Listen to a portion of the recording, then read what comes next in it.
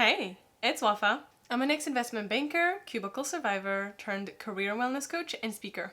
On this channel, I love talking about self-care, health and wellness, burnout prevention, and fulfilling career transitions. So if any of these sound good to you, make sure you like this video and subscribe to my channel not to forget any further videos on these topics.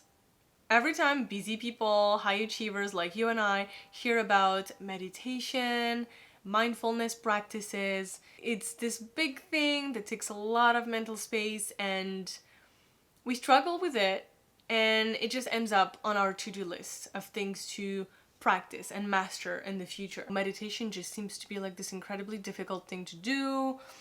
My gosh, we need to sit down and close our eyes and stop thinking, and the more you tell yourself you want to stop thinking, you think, and it just becomes this huge task. And I notice with my clients who are, as a matter of fact, busy people, who are used to constantly being on the go,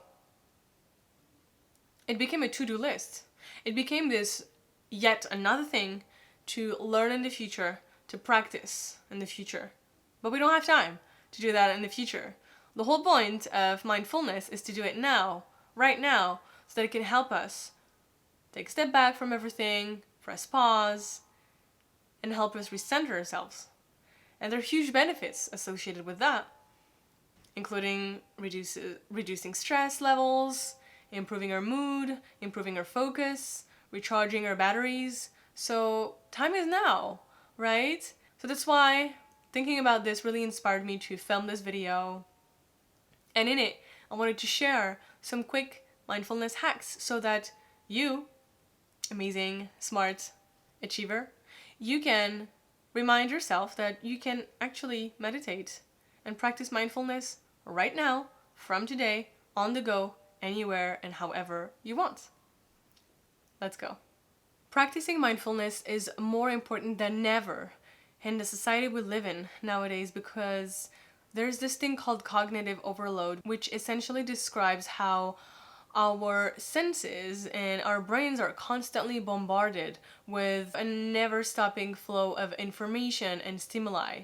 We hear sounds, words, information, notifications, we think about the future, we think about the past. It's ongoing and it's just never ending. It's exhausting and it's never enough. We're constantly asked to multitask more and pay attention to even more stimuli, social media, different apps, different text messages, and we're used to that. We're in it. We're deep in it. However, we don't realize how exhausting that is to our senses, to our brains, and our bodies in general. So that's why practicing mindfulness has never been so important to help us press pause, as I said, and take a step back and sort of give some resting space to our senses and our brains to calm down, cool off, and come back to normal.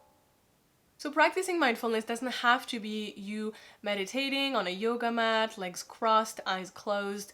You could also practice that by doing any other activity of your choice that makes you feel calm, at peace, rested, happy and confident. It can be anything. Examples of that are working out. Working out has you focusing on the movement, and that's it. You're not switching between different apps. You're not trying to speak to different people or learn a lot of information. You're just focusing on your breathing and on your movement. And that way you can just focus on working out for that 1 hour or however long your workout lasts, and you're not thinking about a million other things.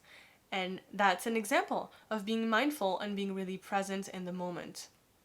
One of my favorite ways to practice mindfulness is self-care, is doing beauty treatments. After a long day, I love washing my face and moisturizing it, applying oils and perfume, and taking a good 15 to 20 minutes to do that in front of my mirror or without a mirror. But it's an incredibly powerful act of self-care because you focus on every movement, you focus on your senses, especially the touch, the smells on your skin. And it's an activity that's grounding because you really focus on one goal, which is to do your beauty routine, to moisturize your skin. And while you do that, You focus on the touch of your skin, the smells, makes you feel good, makes you feel relaxed, helps you wind down. And perhaps while you do that, you don't think about anything. Or perhaps while you do that, you may have some thoughts. Don't you notice how it's very similar to meditating? Focusing on doing one thing, processing your thoughts, breathing. It's basically the same thing. Another common way to practice mindfulness is walking. Walking alone in a park, at your own pace, in your own time, is a great way to practice mindfulness because you're at peace on your own and you can choose to focus on everything you want. You can look at people, you can look at the trees and the flowers, you can just look at the sky or the flowers, as long as it's not your phone.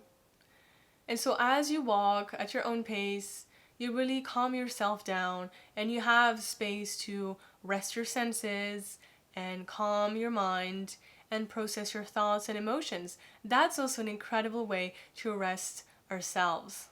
Other of my favorite examples that I think it's important to cite here are cooking and cleaning. For people out there who love to cook, they know very well how meditative it is to cook, because your mind is really focused on cooking a meal, focused on one goal, getting from A to B, and you really enjoy touching the product and smelling the smells of the spices and the foods, and it makes you feel confident, makes you feel good, your senses are activated, you're present in the moment, you create. So that is incredibly powerful meditative activity as well. Cleaning also is another great example. As you focus on making your bed, for example, it really keeps you focused on making your bed, that one activity. And therefore, you're not thinking about the other million things you're going to do that day. You're not thinking about the past. You're not focusing on multitasking and switching between apps. You're just making your bed. And that makes you feel really good and grounded. That's why cleaning is really good at helping you declutter your space as well as your mind.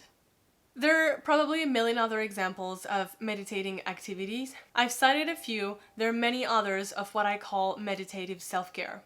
I've created a list of 200 self-care practices, which many of them are meditative. So if you're interested in downloading that list, printing it, and creating your own meditative self-care routine, click the link in the description box below to get your hands on yours. It's been tried and tested and loved by so many of my clients. I'm sure you will love it. So my hope with this video is to really highlight that mindfulness doesn't have to involve us not budging, not moving, and just being very static and having our eyes closed on a yoga mat.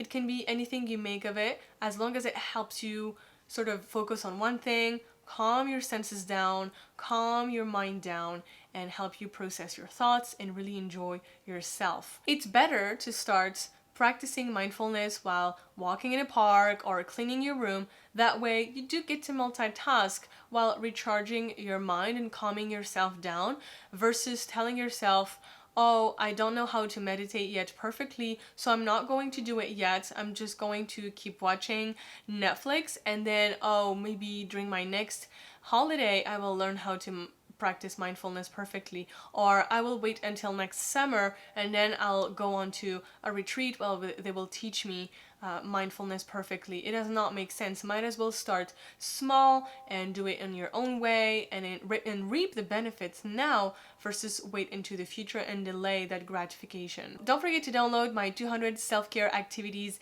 down below to build your own mindful self-care routine.